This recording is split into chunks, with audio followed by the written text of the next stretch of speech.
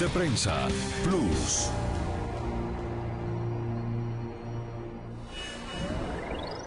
En los 6 años de presidencia de Felipe Calderón, que terminaron a finales del año pasado, se produjeron más de 70.000 muertos en la guerra contra las drogas. Había momentos en los que se decapitaban personas, colgaban los cadáveres de los puentes. En esta guerra contra la droga, como dice usted, Estados Unidos ha apoyado a Calderón.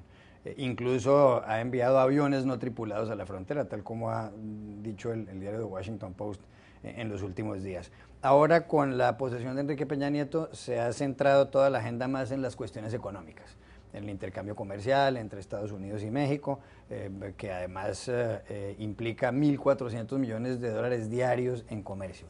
¿Usted no cree que si la retórica ahora entre los dos países es hablar más de comercio y menos de narcotráfico y menos de inseguridad y menos de violaciones a los derechos humanos, en ese caso Obama podría estar conestando una cuestión realmente defectuosa en el sentido de tapar un fenómeno que está ahí y empezar a hablar de otra cosa cuando eso sería imperdonable por parte de las víctimas? Es realmente el gran riesgo que existe, porque yo creo que el gobierno de Obama todavía no entiende que tiene responsabilidades directas en las consecuencias, en las secuelas de esta política impulsada por el gobierno de Calderón. No solo 70.000 muertos, son miles de desaparecidos, son miles de torturados, son 16.000 cadáveres o restos humanos, ya no son cadáveres, serán restos y en algunos casos huesos, no identificados. Estamos hablando de unas cifras realmente extraordinarias, no conocidas en la historia contemporánea de México y que se han ido acumulando en 6 años, además en virtual impunidad total. Ahí no han rendido cuenta ninguno de los agentes del Estado que pueden tener responsabilidades en estos hechos. Y el presidente Calderón, cada vez que se refería al tema, decía que se estaban matando entre ellos. Que esto ha sido muy fácil, decir, mire, murieron ayer 30 personas, 50, aparecieron decapitados. Esos son los carteles que se están peleando entre ellos, como lavándose las manos sin ningún esfuerzo por investigar los hechos y por determinar dónde está el origen de la violencia, quién tiene responsabilidades y cuánto le cabe al Estado, a los agentes del Estado. En todo este clima, creo que existe la tentación, evidentemente, por parte de Washington de evitar hablar del tema, de entender que el gobierno de México también, el gobierno de Peña Nieto, tiene más interés en hablar de economía y de otros temas. Entonces, el riesgo efectivamente es que este tema pase a un segundo plano, aunque en todo caso hay que reconocer que el gobierno de Peña Nieto, que lleva 4 meses en el poder, ha mostrado bastante sensibilidad frente al tema de derechos humanos. De hecho, ellos no estaban a cargo del gobierno durante estos últimos 6 años, de tal modo que no les resulta difícil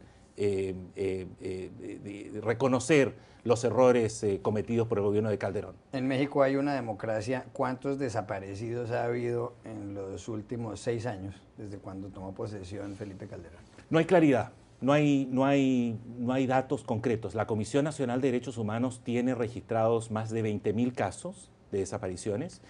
Desapariciones es una mezcla entre desapariciones, extraviados, ¿no? Desapariciones forzadas, porque cuando hablamos de desapariciones forzadas nos estamos refiriendo a secuestros, digamos, cometidos por agentes del Estado.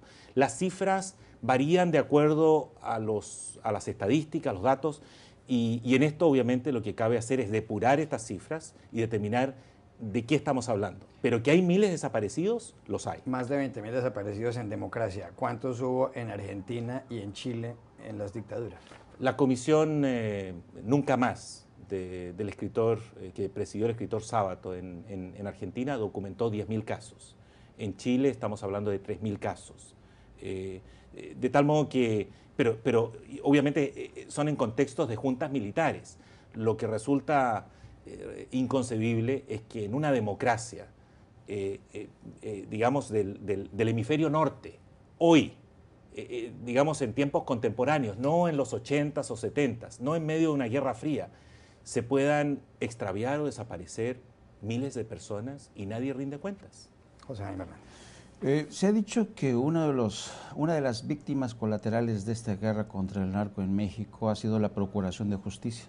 El actual procurador, el señor Murillo Karam, ha dicho que recibió una procuraduría prácticamente desmantelada, en un caos. Y esta misma semana, el exar de la droga, como se le decía en México, el señor Cuitláhuac Salinas, ha denunciado que muchas de las detenciones, por ejemplo, del general Ángeles Daguajare, se realizó sin pruebas suficientes y la motivación detrás de estas detenciones fueron motivaciones políticas, vendetas, etcétera, es decir, que se utilizó a la PGR con fines facciosos.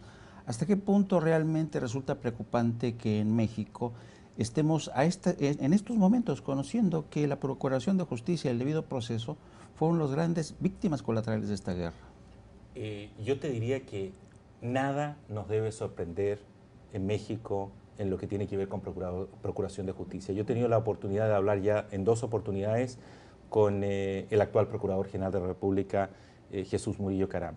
Y efectivamente él me ha señalado con detalles cómo ha encontrado una Procuraduría sin prácticamente capacidad de investigación. La están reconstruyendo, pero el que se haya utilizado el proceso penal para perseguir o para montar un show televisivo que permita exhibir ante las cámaras de televisión a los supuestos responsables de un hecho criminal, de un hecho de corrupción, pero que las pruebas no estén presentes, que esto se haya hecho realmente en términos, digamos, es que ni siquiera poco profesionales, sino que sin las más mínimas evidencias, sin el más mínimo cuidado al debido proceso, no debe sorprendernos. Imagínate que las cifras oficiales hablan de 620.000 personas detenidas en México por acusadas de vínculos con el narcotráfico, de las cuales más del 80%, es decir, alrededor de 500.000 personas o un poco más, 500.000 de mexicanos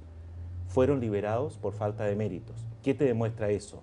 Que el abuso fue tan grande, y es probable que continúe si no se cambian las políticas, ha sido tan grande el abuso que hay miles, cientos, 500.000 de mexicanos y quizás más, que han pasado por la prisión sin que exista la más mínima evidencia en contra de ellos de estar vinculados con el narcotráfico.